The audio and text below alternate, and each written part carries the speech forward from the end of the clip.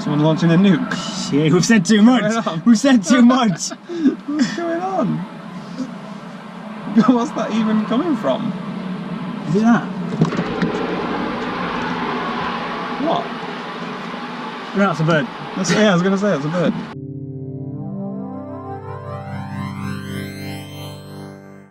Intro? Q&A. Q&A. Q&A. Question and answer. You send in questions, we'll answer them. We'll answer. That's how it works. Yeah, we've got a lot of questions. We're not going to answer every single one, but we're going to try and get through them quickly this time. We normally end up, this ends up being like a half-hour episode. No, we're going to try and get through them quickly, okay? So sorry if they're not the most in-depth answers. What car do you see yourself in 5 years?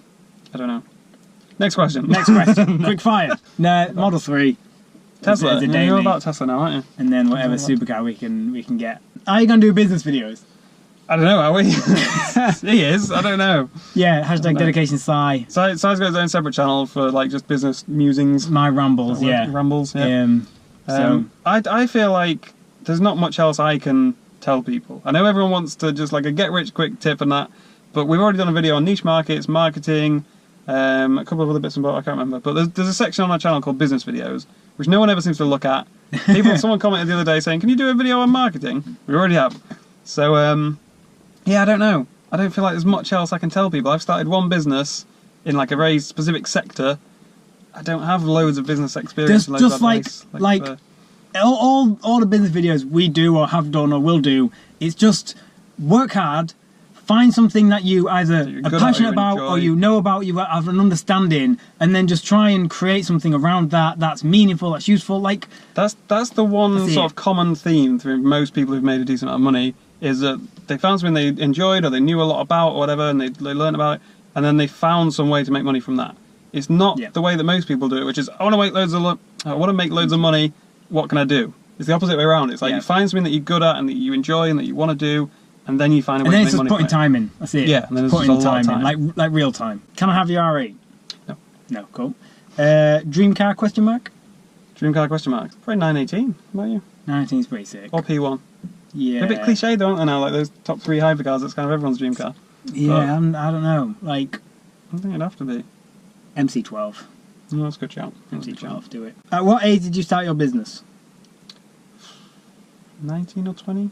Yeah. Something like that. I started my first one at 16, but it didn't go very well, so... Yeah.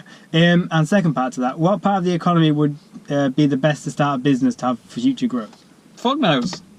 No idea. Again, find something you care about, not just... Don't go searching for... Because if you find this latest trend, you're going to get on it, and you might be good for a year or two, and then what are you going to do? And also, if you found it, a lot of other people have probably already found it. Like if it's some up-and-coming trend. If you really want to go future stuff, VR. Like, invest in VR or create a VR company. Like, that's a high barrier to entry. Even then, I think you're already too late. Like, everyone's already on it. Like, honestly, it's gonna get to the point where we're wearing contact lenses.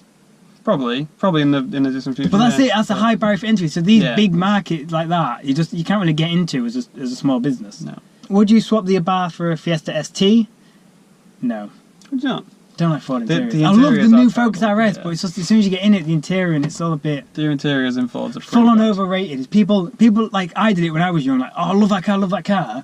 But once you actually sit in them, you're just like that 430. I love the 430. Kind of still do. But as soon as you sat in that one, the Daytona seats are uncomfy. And I was I love this car for years. Switch gears and that's so like old fashioned now. Like, it is an old car now. Yeah, like, it's an old car now. It's it's weird. Would you consider an R8 as a good first supercar / sports car? Yeah, I think it is. I thought about this one. Like you see a lot of people like start out with an R8 kind of and then move up. Like I feel like it's a good because it's not too crazy. It's very easy to drive. It's very like normal in here, isn't it? Like it's special enough to feel like it has enough supercar presence around it. But it's not crazy. You haven't got to learn a load of new things, whatever. It's just like driving any other car, really. So yeah, I think it's a good platform to kind of go up from a normal sports car or whatever to a supercar, and then if you can afford it, you can jump up more after that. But good car. Right, can you fist your cars and will Simon lick his exhaust? No. My car's not here. You lick my exhaust, that's yours are dirty. Mine's clean. I'd lick mine all day long. It's totally clean. We're talking about the exhaust stuff? I think so. I hope so. Do you get girls all upon you with the R8? Lol, just asking. No. Supercars don't attract girls. They attract guys. Yeah, 15-year-old That is it. You don't attract girls with supercars. Contrary to what everyone seems to think. And you ask any supercar owner and they'll tell you the same thing. you just get other dudes wanting to talk to you about it, which is not bad. Like, I don't mind chatting to people about cars, but yeah, if you get in one with the idea that girls are going to love you and look at you as you drive past, they don't care. They don't really care. Next one. What do you think of the Grand Tour so far? I'm not a fan. I'm really. I was just chatting the other day, like, kind of over it, a bit bored of it. It's just so It's the same scripted thing. and so fake and just. And I honestly think there's a lot of people on YouTube, whether it's car stuff or not, that are just producing content that I'd rather watch. Yeah, same here. YouTube, I just spend so much time on that watching compared to watching like TV on Netflix or Amazon Prime, any of that. Yeah. YouTube the future. Oh my god, This is a long one. long one. Go landscape. What do you think about welding your diff on your GT86 to improve its drifting ability, or does the standard limited slip diff does the job? The standard one is a Torsen limited slip diff, and it does the job fine. But I did swap it out for a clutch type 1.5 way LSD, so no need to weld it because I've got a 1.5 way clutch type. So. How much does your insurance cost you? What's your experience and age with insurance? This comes from an 18-year-old curious about what to get a very fast car. A very first car or a very fast car? Very fast car. All right. You always get raped on insurance, being young and male especially. Although I think they changed it now, don't they? So they're not allowed to charge girls less or whatever. Yeah. But my insurance costs a fortune. Basically, my insurance has always cost about $2,000 a year since I've started driving when I was 17. Because when I was 17, like your first car it costs a fortune because you're 17, first car or whatever. So that cost like $2,000. Then I got like a couple of years older, or whatever, got a newer car, but that was faster. It was not fast. It was like 1.8 mg. So then that still cost like $2,000. And then like as I've got older, so my insurance would go down and built up new claims and stuff. I've always got more expensive, faster cars as well. So it's always just stayed about the same. Like this, I think, is like 1,800 quid. The GTA 6 is only about 900 quid, so that's the cheapest one, I think. The M4 is like $2,000 or something. That's more expensive than this. The supercharged R8. And the Abarth 250. Is it really 250? Shit. I was going to joke and say it'd be like 400 quid. 250. 250 quid. Me. Yeah. That's crazy. If you're young, you're getting a first car. Like, be patient. You don't need a fast car like next year or the year after. You don't want a fast car as your first car. Definitely. No. I made so many mistakes in my first car. Just wait. Just honestly, you'll be better for it. Sorry, quickly. The cheapest car I've had to insure was the M235i. That was only like 600 quid, I think. Damn.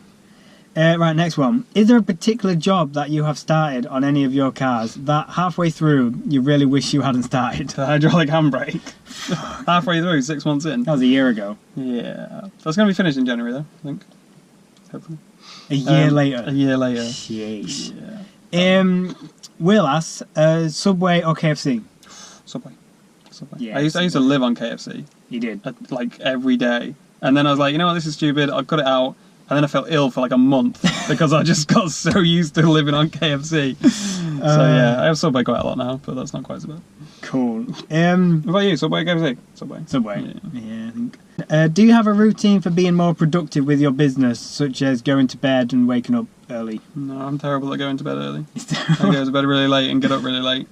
We did this before. I'm the opposite. I'm productive in the morning, so I structure my day around being up in the morning. You're more productive at night. I'm productive at night because everyone else has gone to bed and I can just concentrate on stuff. Yeah. Like if I'm like at like 7 or 8 o'clock at night or whatever, everyone else is around, we're playing Xbox and stuff and chatting like WhatsApp and things like that. I'm just too distracted. But like 11 o'clock, 12 o'clock at night, everyone else has gone to bed, just got the whole world to myself, just get on with stuff. So. And one thing as well, just quickly, is like if you want something, your actions have got to match where you want to be. So if you want to be somewhere you're not now, you've got to look at yourself and say, do my actions fit that? If you want to really achieve, you've got to be about 5 a.m. in the morning, like from Elon Musk. Like, it's just how it is. Or staying up till 5 in the morning. Whichever way works best for you. You've got to just put in a lot of extra time. A lot of time. On the M4, any plans for aftermarket rims, diffusers, lips? No, I want to keep that as standard as I can, really. That's just And a lot of people, I know a lot of people like the M4 and want to see me modify it. But just bear in mind, for me, it's like my sensible daily driver. It's like I've got a supercharged R8 and a highly modified 86. I don't need to modify the M4. You know what I mean? Like yeah. Just keep it safe, keep it normal, keep it sensible. Chill. Apart from the exhaust. Which car modification has been the most disappointing? Disappointing. I think probably the lightweight flywheel on the 86.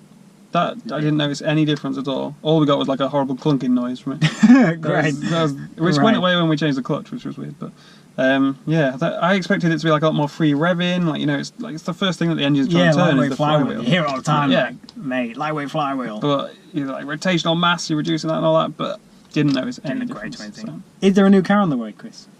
No, not at the moment. I still look all the time. I'm always on Auto Trader looking at cars and stuff, but then It's always on supercarprices.co.uk. Supercarprices.co.uk. Saying. Yeah, just check out Si's website.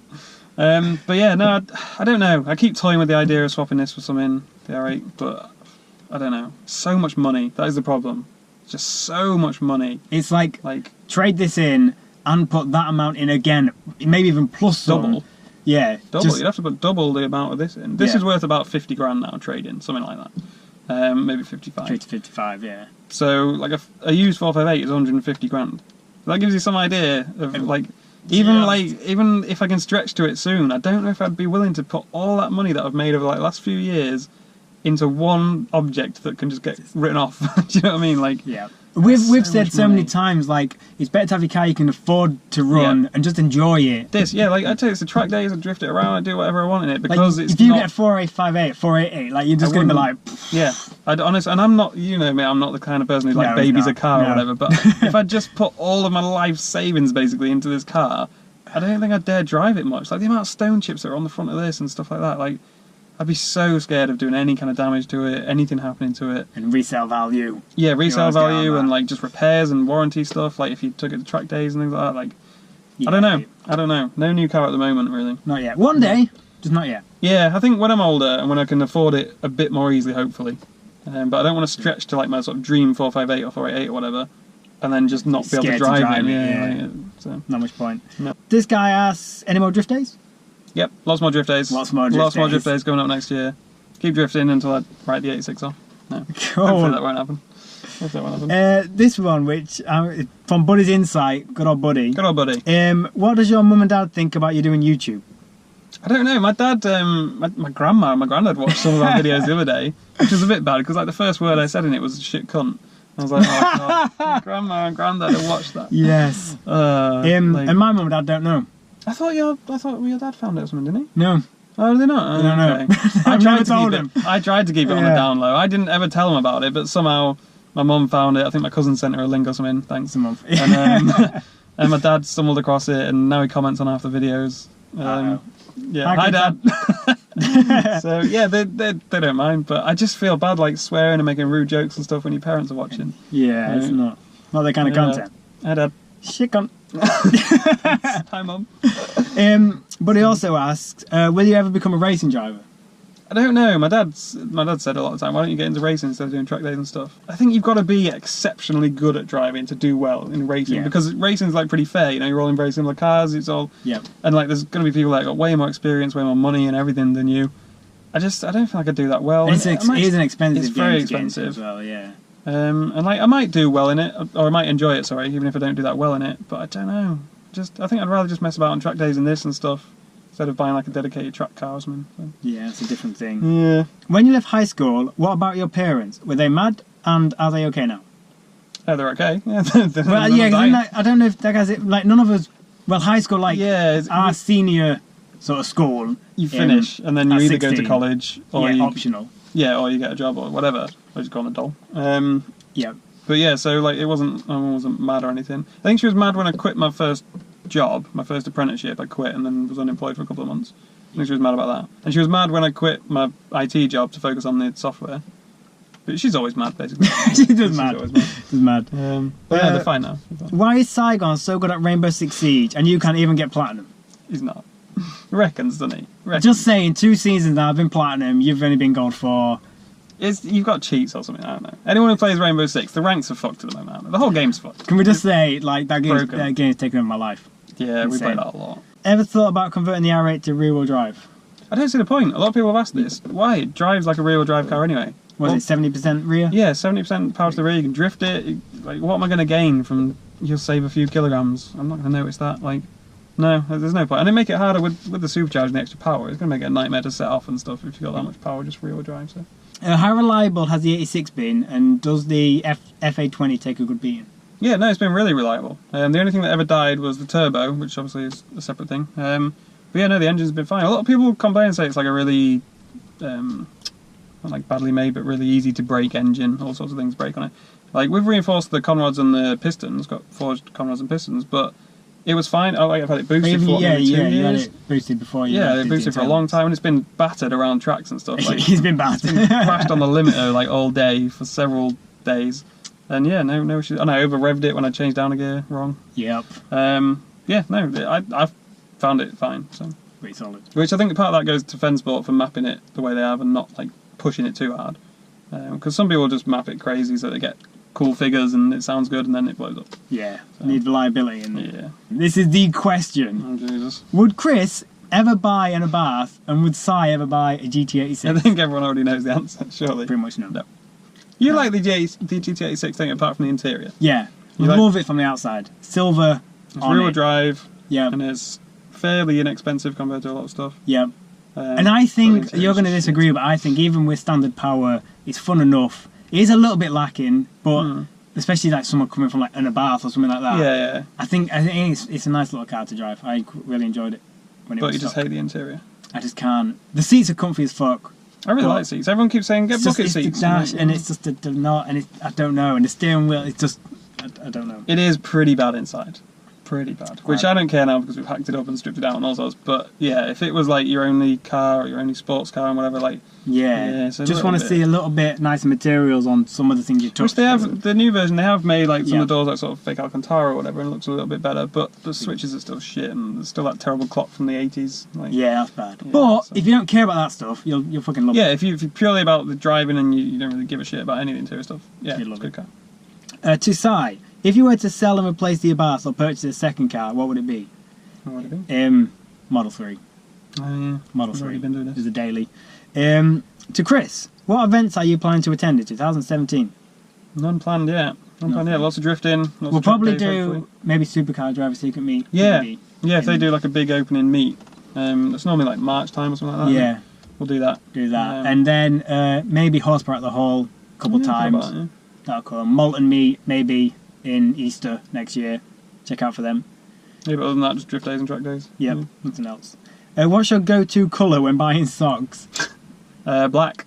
Right, But I can't even White. move my foot up the steering wheel. I don't. Black. Can we look forward to a Si and seen through glass of bath meal? Not after the last video we made. I think he hates me. I think he hates us. So yeah, I'm not going to see that one. Unlucky. Oh my god, they're launching it again. Shit. Get down. Get down. Get down. This guy said, Simon, updates on stickers. Oh yeah. Which was the sticker business, and then do Chris. So yeah, basically that's still rolling, still going Rolling on the daily, which is like I consider it just like it's like that bread and butter. Just in the morning, it's what I get done. Stickers orders are out the door, and then in the afternoon it's working on new stuff, new ideas, little side hustles, projects. Trying to get to the next level. Next level. Platinum. Yeah, platinum. level. And do you think Chris's business success was luck, or can you emulate it and get to that supercar you've been after? Can I just say quickly before you answer? No. I don't think it's luck, right? People will be like, oh, well, you've only started one business that's gone well, that's luck. Like, because other people have tried loads of businesses and it takes a while before you get something that's really successful. But is it luck that I taught myself programming language for fucking several years? Is it luck that I came home from work every day and worked on more programming stuff until like 3 in the morning and only got a few hours sleep, like for years?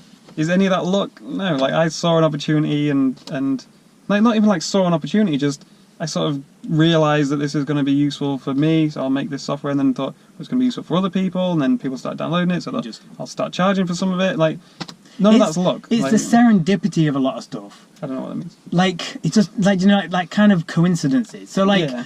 you happen to just have an interest in programming. Yeah. So, you started programming without the knowledge of ever wanting to create a product. Exactly. And then, do you know what I mean? The serendipity of it, and it just all leads together. And that's Yeah, and just then based on you your sort of piece experiences. things together, which is how a lot of businesses come together, isn't it? You learn something, or you know how to do something from some previous experience, and Yeah. then some other opportunity comes along where that knowledge is useful to make some money or to do whatever. Yeah, yeah. Like it's just merging skills and experience and stuff together, basically.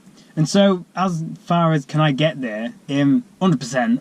I just think it's patience, and I want to do it. I spoke about this a lot about doing it the right way. I care more about like how I make my money than how much I make.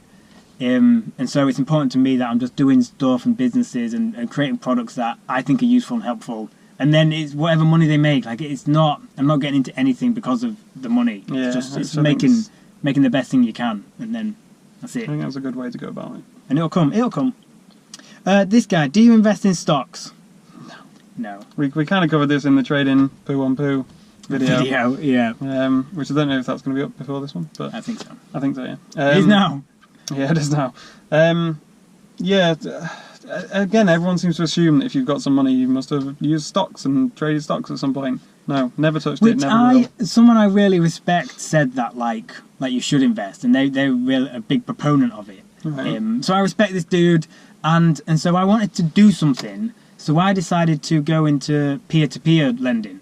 There's a lot of websites out that do it, like do your research. But I just put £1,000 in, and then that gets spread out between several different loans for people who maybe want a new car or a kitchen or whatever. Well, and then you get interest on it. Yeah, right. Yeah. So I just found it as a way to invest, but doing it in a helpful way. Yeah, you're not rather just than just picking some stock or just going on the footsie or something and then expecting a return. Like at least it's doing some benefit for someone.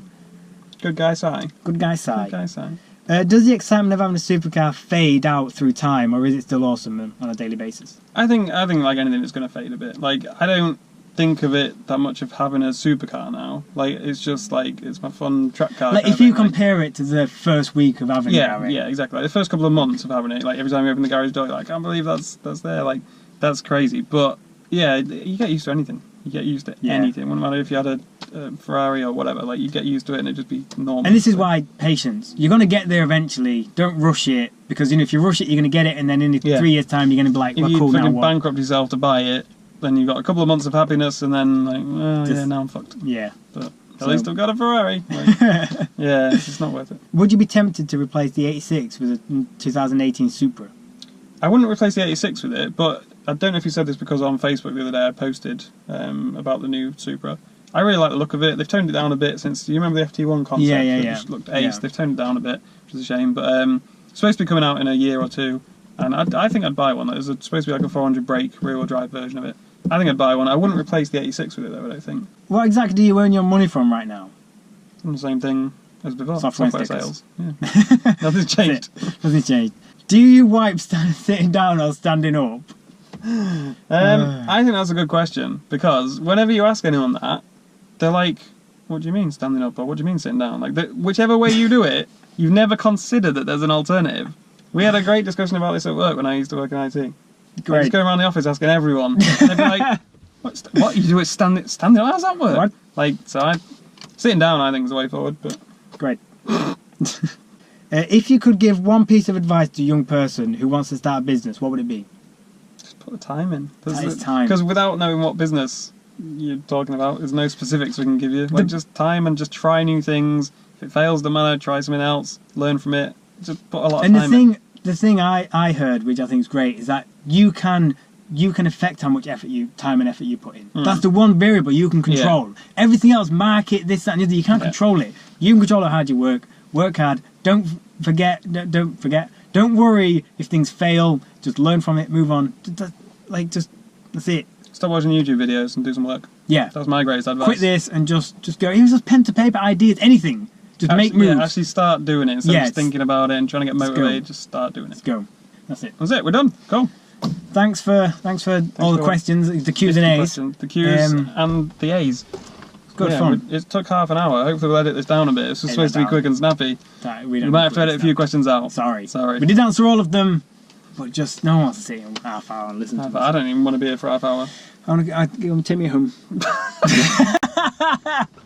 Take me home. Take me home. Take me home, driver. I'm not your fucking chauffeur. Well, how am I going to get home? You can walk. Well, not again. He does this. He likes to be dramatic. So yeah. Always comes crawling back. Always. Always comes crawling back.